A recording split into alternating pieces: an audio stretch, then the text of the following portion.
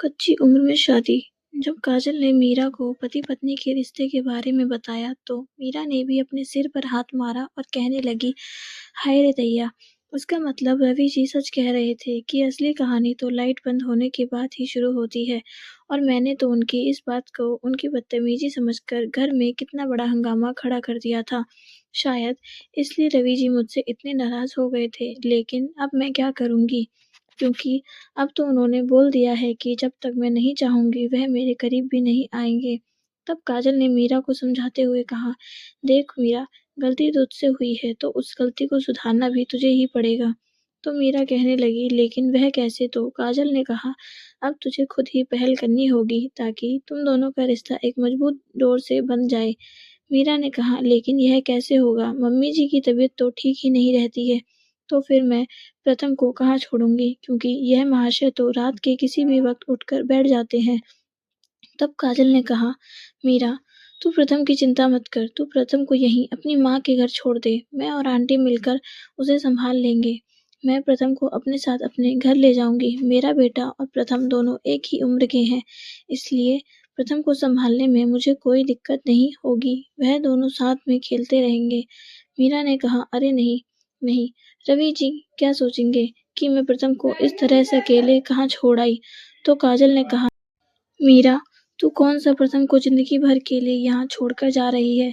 सिर्फ एक रात की ही तो बात है। और फिर बड़ी मुश्किल से काजल और मीरा की माँ ने मिलकर मीरा को समझाया, तब जाकर कहीं मीरा ने प्रथम को अपनी माँ के घर छोड़ा और खुद वापस आकर अपने ससुराल आ गई।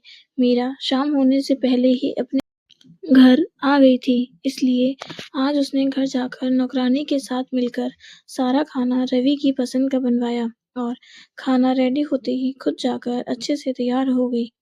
रवि के मम्मी पापा भी रवि की मौसी के घर गए हुए थे, इसलिए मौका देखकर मीरा ने अपने कमरे को भी थोड़ा बहुत अच्छे से सजा लिया था। और फिर जब रवि घर आया तो घर का बदला हुआ माहौल देखकर वह भी चौंक गया और सोच में पड़ गया कि आज कोई खास दिन है क्या। और फिर जब रवि की नज़र मीरा पर पड़ी तो मीरा इतनी खूबसूरत लग रही थी कि रवि मीरा से अपनी नज़रें हटाना ही भूल गया था। मीरा ने रवि का हाथ पकड़ा और उसे अपने साथ डाइनिंग टेबल पर ले आई और एक के बाद एक उसकी पसंदीदा चीजें उसकी थाली में परोसने लगी। तब रवि ने कहा, मीरा, आज तुम्हारा जन्मदिन है क्या? तो मीरा ने अपना सिर ना में हिला दिया। तो रवि ने कहा, तो फिर इतना सब कुछ किस लिए? क्योंकि मुझे पता है कि आज मेरा तो जन्मदिन नहीं है। तब मीरा ने कहा, रवि, पहले आप खाना खा लो, बाद में बताती हूँ। और फिर जब रवि खाना खाने के बाद अपने कमरे में दाखिल हुआ तो उसने देखा कि मीरा ने उसके पूरे कमरे को फूलों और कैंडल से सजा रखा था। अपने कमरे को इस तरह से सजा हुआ देखकर रवि को सब कुछ समझ आ गया था, लेकिन फिर भी वह मीरा को तंग करने के इरादे से अनजान बनने का नाटक करने लगा और कहने लगा, अच्छा जी, तो मैडम को कैंडल लाइट डिनर करने का मन था। मीरा, अगर ऐसी बात थी तो तुम मुझे बता देती ना, मैं तुम्हें एक अच्छी सी होटल में कैंडल लाइट डिनर के लिए ले जाता। घर पर इतनी तकलीफ लेने की क्या जरूरत थी? यह सुनते ही मीरा ने रवि की पीठ पर एक घस मारा और कहने लगी, मिस्टर रवि, अगर कैंडल लाइट डिनर करना होता तो कैंडल यहाँ हमारे कमरे में नहीं बल्कि टेबल पर रखी होती। तब रवि ने कहा, अरे हाँ, यह तो मैंने सोचा ही नहीं, तो फिर यह कैंडल यहाँ कमरे में क्यों? इससे पहले कि रवि आगे और कुछ बोलता, मीरा ने रवि को एक और घूंसा मारने के इरादे से अपना हाथ उठाया और कहने लगी, बहुत भोले बन रहे हो ना, अभी बताती हूँ मैं आपको कि यह कैंडल यहाँ क्या कर रही है। और फिर रवि को एक और घूंसा खाना पड़ता, उससे पहले ही रवि ने मीरा का हाथ पकड़ लिया और मीरा के होठों पर अपने होठ रख दिए। मीरा भी रवि की बाहों में पिघलती चली गई और आज दोनों ने रात भर एक दूसरे पर प्यार बरसा के अपनी शादीशुदा जिंदगी की शुरुआत कर दी थी। अगली सुबह रवि और मीरा दोनों के लिए बहुत ही खुशनुमा साबित हुई, क्योंकि रात भर के प्यार की झलक उनकी मुस्कुराहट के रूप में उनके चेहरे पर फैली हुई थी। अगले दिन रवि की माँ, पापा और प्रथम भी घर वापस आ चुके थे, इसलिए अब रवि भी रोज ऑफिस से घर आने के बाद प्रथम को संभालने में मीरा की मदद करता था, क्योंकि घर के कामों में तो नौकरानी मदद कर ही देती थी। लेकिन रवि यह अच्छी तरह से जानता था कि एक बच्चे को संभालना माँ को बहुत ज्यादा थका देता है। अब प्रथम मीरा को मम्मी और रवि को पापा कहने लगा था। तो वहीं मीरा और रवि भी प्रथम को अपनी औलाद से भी ज़्यादा प्यार करते थे। इस बार जब देव इंडिया वापस लौटा तो उसके माँ-बाप ने एक अच्छी-सी लड़की देखकर उसकी शादी करवा दी। देव की दूसरी पत्नी भी बहुत अच्छे स्वभाव की थी और उसने मीरा से कहा, "मीरा, प्रथम देव की औलाद है, इसलिए अब प्रथम मेरी ज़िम्मेदारी है।" तब मीरा ने देव की पत्नी से कहा, "भाभी, ऐसा नहीं है कि मुझे प्रथम के लिए आप पर भरोसा नहीं है, लेकिन प्रथम जब से पैदा हुआ है, तब से वह मेरे पास ही रह रहा है और अब तो हम दोनों को प्रथम की और प्रथम को हमारी आदत हो चुकी है, इसलिए प्लीज़ आप प्रथम को हमसे अलग ना करें।" यह कहते हुए मीरा ने देव और उसकी पत्नी के आगे हाथ जोड़ लिए, तो उन्होंने भी प्रथम को हमेशा के लिए मीरा को सौंप दिया, लेकिन एक ही शर्त पर।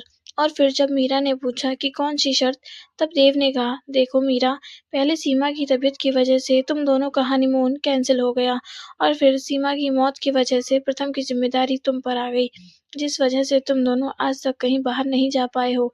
इसलिए हम चाहते हैं कि हमारे दुबई वापस जाने से पहले तुम दोनों अपना हनीमून मना लो और तब तक हम यहाँ माँ, पापा और प्रथम को सँभाल लेंगे।"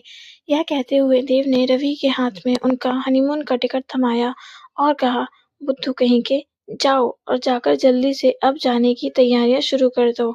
और फिर आखिरकार वह दिन भी आ गया जब रवि और मीरा अपने हनीमून के लिए निकल पड़े और अब उनकी ज़िंदगी फिर से खुशियों की तरफ मुड़ गई थी। हाँ, यह बात अलग थी कि सीमा के जाने का गम अभी भी सबके दिल में बरकरार था, लेकिन अब घर में वह उदासी और गमगीन माहौल नहीं था, बल्कि नन्हे-मुन्ने बच्चों की किलकारियों ने उस गमगीन माहौल को खुशी के माहौल में बदल दिया था, क्योंकि अब प्रथम घर में अकेला ही नहीं खेलता था, उसके साथ खेलने के लिए एक नई-सी प्यारी-सी गुड़िया भी आ चुकी थी। दोस्तों, इस कहानी से हम सभी को एक ही बात सीखने को मिलती है कि लड़की की शादी कभी भी छोटी उम्र में नहीं करनी चाहिए। कम से कम लड़की इतनी बड़ी तो होनी ही चाहिए कि वह अपने घर और अपने पति की देखभाल कर सके और अपने घर के प्रति अपनी ज़िम्मेदारियों का बोझ उठा सके। जब किसी लड़की की शादी छोटी उम्र में हो जाती है ना, तो उसका बचपन, उसकी मासूमियत और उसका भोलापन सब कुछ उससे छिन जाता है, जैसा कि मीरा से छिन गया था। यह तो अच्छा था कि मीरा को रवि जैसा समझदार जीवनसाथी मिला था, जिसने शादी के 3 साल तक उसे हाथ तक नहीं लगाया और मीरा के समझदार होने तक का इंतज़ार किया। लेकिन हर लड़की को रवि के जैसा समझदार जीवनसाथी मिले, यह ज़रूरी तो नहीं। इसलिए आप अपनी बेटियों को अपने पास ही बड़ा और समझदार होने दें और उन्हें पढ़ लिख कर कुछ बन जाने दें। उसके बाद ही उनकी शादी के बारे में सोचें।